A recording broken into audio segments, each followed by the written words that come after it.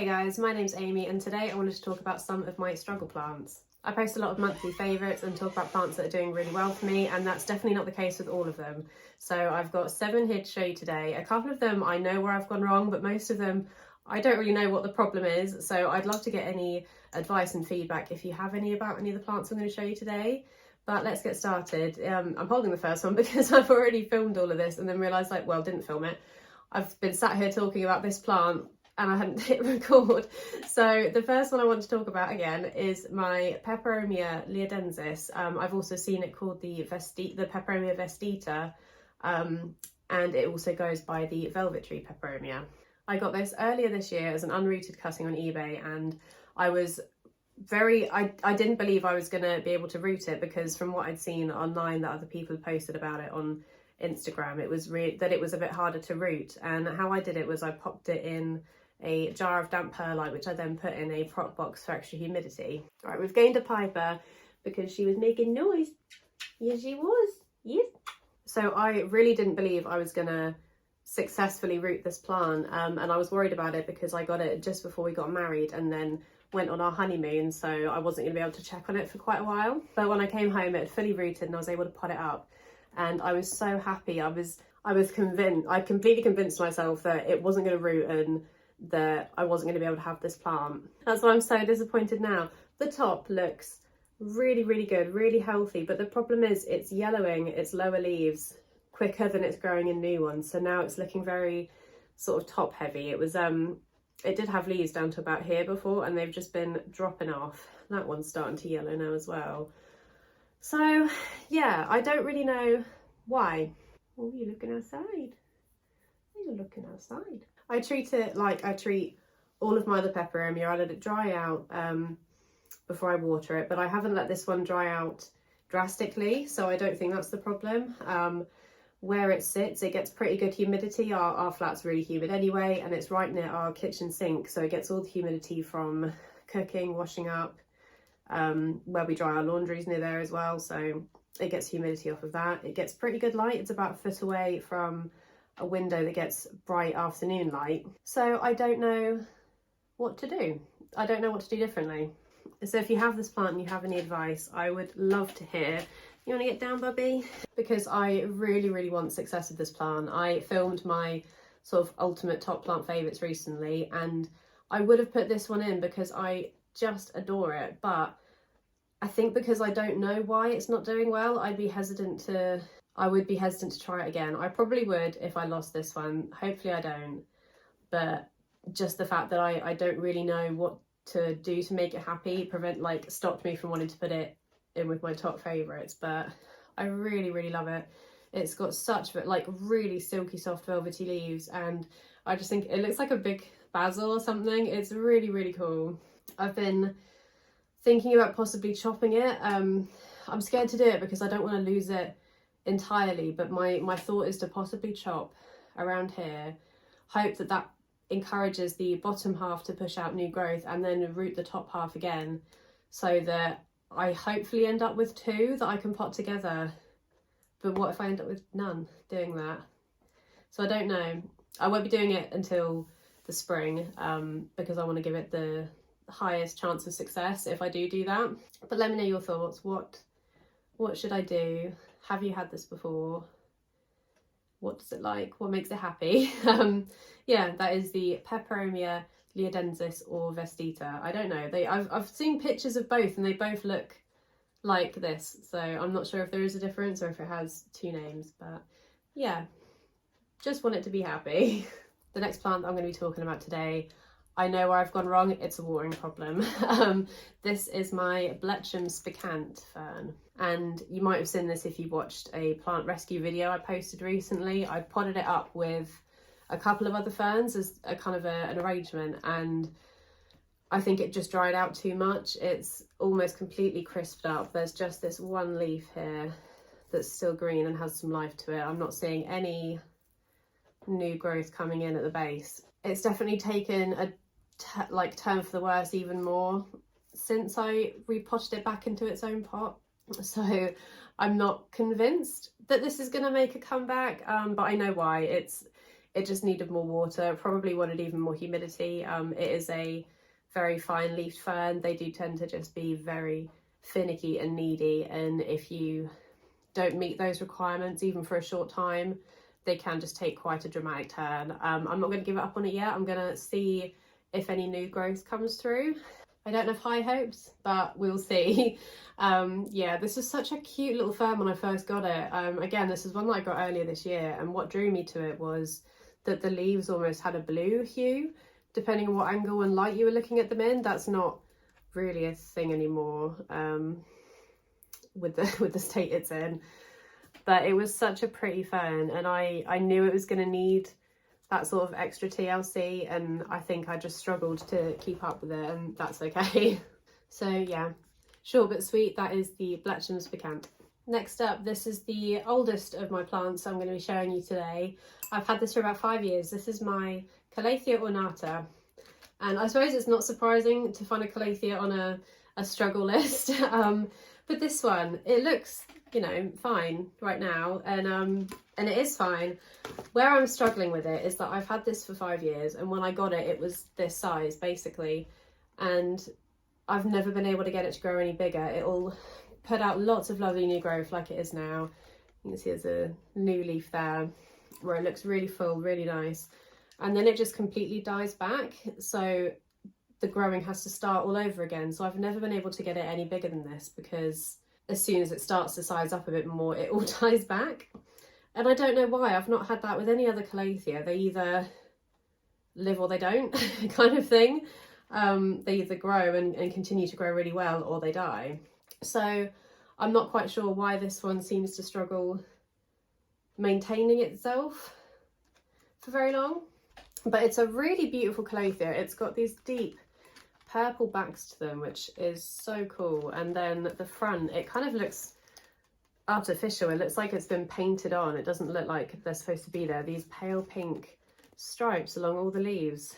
So pretty. Now there is some sort of damage and sort of marking along the edge of the leaves. That could be a variety of reasons. It lives in our bathroom, so I can't imagine it's humidity. It could be the fact that I use tap water.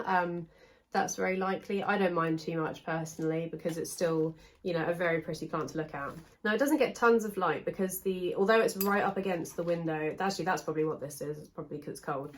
It is right up in the windowsill in the bathroom, but the glass is tinted, so it doesn't let tons of light through. But the other Calathea I have in there in the same conditions have no problem sizing up. So yeah, I don't know if you guys have had this particular Calathea or another Calathea that's done the same thing, where it grows and it puts out healthy growth and then just suddenly stops, dies back, so the whole plant has to start again. Please let me know, because yeah, I don't know why. And if you have any tips to stop that happening and to get it to maintain itself for a bit longer so that it can actually get a bit bigger, because I've seen these get pretty huge and it'd be really cool, and you'd think after 5 years it wouldn't be exactly the same size as it was when I first got it. But yeah, that is my Calathea ornata. Next plant on this list today, it's a similar problem to the Calathea that I just showed you. This is my Peperomia. Hang on, got a barky paps. You might have to be confined to lap prison for a bit, puppy. Yeah, this is my this is my Peperomia Greyhound, and I got this, I think it was last year, and I didn't notice that it had quite a bad case of thrips in the garden centre, so it ended up losing all of its sort of larger leaves. It was always a small Peperomia, it came in this part, but I removed all those leaves and it's been growing little baby ones, but it's just not, again, it's not really sized up. I've got Peperomia leaf propagations that I've taken like halfway through this year that have already overtaken this. I was expecting it to have grown a bit quicker by now. I am thinking that it probably is just having a long adjustment period, and it'll reach a point like some plants do where it suddenly wakes up and starts growing, you know, really quick again. But I was definitely hoping it would have done that by now. I'll give you a closer look because it is so little. The leaves, when they're mature, they are so cool. They're this really bubbly texture and a really metallic silver tone. But yeah, that's my main problem with this, is I just expected it to have done a bit more by now.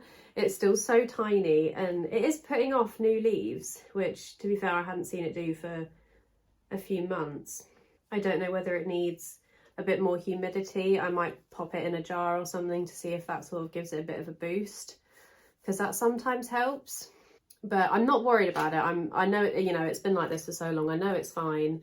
I'm just waiting for it to have a growth spurt and sort of properly wake up again. But I know that it probably went through quite a bit of shock. It was such a heavy infestation of thrips. I don't really know how I missed it. So yeah, if you have any tips for maybe trying to get this guy to speed up a bit, do let me know. I'm going to try the humidity thing and see how I get on. I think I have tried that before as well, and I had it in a jar for months, and that didn't seem to do anything then, but it's been a little bit longer now. I'm hoping it's about to reach its point where it's over the shock and it starts growing again. So yeah, that is my Peperomia Greyhound. Oh, it's a puppy. Who's a noisy girl? Who's a noisy girl? In here I've got some jewel orchids, some Ludicias, and I'll just get them out of their hanging part so you can see them. I've got two different types of Ludicias in here. You can see this green one here and then this black leafed one here. This one here, the Ludicea Discolor, I've had for I think like 4 years or so, maybe a little bit longer, and the green one I got last year, maybe about a year ago actually. And again, oh, one's starting to bloom though. They are winter bloomers. Hopefully you can see there. My phone quality goes down a bit when the sun's not out, so yeah, the quality's not brilliant. I'm sorry about that. And again, this is another one that I'm really sad about, because it was doing, both of them have shown me that they can do really well in my care, especially this one that I've had for a bit longer.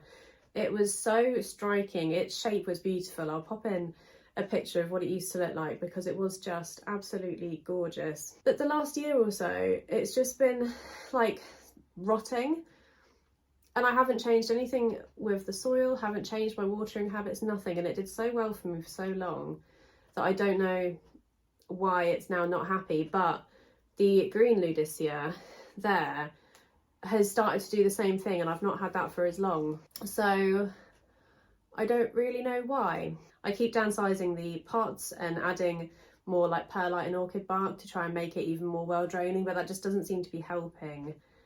So the whole plant itself is like really shrunk down. There's not as much of it left anymore, and I don't really know what to do about that. I can't, you know, because I know that it's not going to want to dry out loads and stay really, really dry, but I'm not overwatering it. So if you guys have experienced the same thing, where after a little while these seem to just take a turn, I would love to know. But I've seen incredible specimens of these where they just get enormous, and when they then all start to bloom in the winter, they're so striking, and the leaves are just, they're so unique. Really, really cool. So these are, the jewel orchids are terrestrial orchids versus your standard orchids that you'll get in like grocery stores or garden centres. They are epiphytic orchids. They tend to grow attaching themselves to trees, whereas these do grow in the ground, I believe. I'm pretty sure that's the difference between the two. But yeah, I'm not really sure why they're continuing to rot, because I don't think I've let it get as extreme that it would be dry rot, but I really don't think I've been overwatering. So I've potted them all together now, partly so that I can just put them all somewhere where I'm not looking at them all the time, and hoping that, you know, eventually one day they'll start, like, because it looks fine as it is now. That looks really healthy, but it's the fact that it continues to just rot, and then I have to chop them up, reroot them, pot them up again, pick out the bits that haven't rotted. So yeah, not really sure why they've taken that turn. Hopefully I can turn it around and get it back to its former glory, because it was such a beautiful, beautiful plant. But yeah, that is my Ludicea Discolor. It's a baby. Oh, she a baby. Oh, she a baby. So I've got 2 more plants to show you today. I'll show you this one while I've still got Miss Pups on my lap. This is my Peperomia Auber Pixie Lime, and I've not had this for very long at all. I got it when did I get this? Like August or September, I think. I picked it up in Aldi, and it was really, really dehydrated, like flopped over. The leaves were paper thin and really wrinkly, and I just felt sorry for it. So I brought it home, gave it a drink, and was surprised that it bounced back and you know, kind of looked like nothing had happened to it. It looked great. This is one that I've been nervous about because I had it years ago and it rotted on me so quickly, sort of part way up the stem, and the rot just went up and down so fast. I tried taking propagations and cuttings and they all just rotted as well. So I've always been very cautious of my watering with this one. I hadn't repotted it because I think this is a more temperamental peperomia, so I thought disturbing it would likely upset it. But this was doing really well, and then half of it did end up rotting. I'll include some pictures because the stems just went completely black and mushy, and again I think it started part way up the stem. And again, I tried to take cuttings, like the rot would be, you know, around here, and I'd be taking cuttings all the way up at the top. Oh, you're getting down. And yeah, even though they were nowhere near where the plant was rotting, they also rotted. So I did end up repotting it after that because I didn't know, you know, what was going on in the soil. I've given it a much smaller pot now with the, what is that, a few stems that are left. I think it was 2 that I lost, 2 whole pretty big stems, the 2 of the bigger ones that were in here. So yeah, I think an element of what went wrong is just that I do think it's quite a temperamental peperomia that has a tendency to just rot out of nowhere. It is blooming now though, which is exciting. I don't know if you can hear Piper digging the doormat, I'm sorry if you can. So that's cool. It's obviously not too unhappy anymore, but I do think that this is just one of those slightly trickier peperomia maybe. So I'm really glad that it hasn't reacted poorly to being repotted. So that's a good sign. I'm hoping that the rest of this continues to do really well for me. And I had some leaf cuttings that I took ages ago before the rot started that have rooted. They haven't put out any new growth yet, but they are rooted.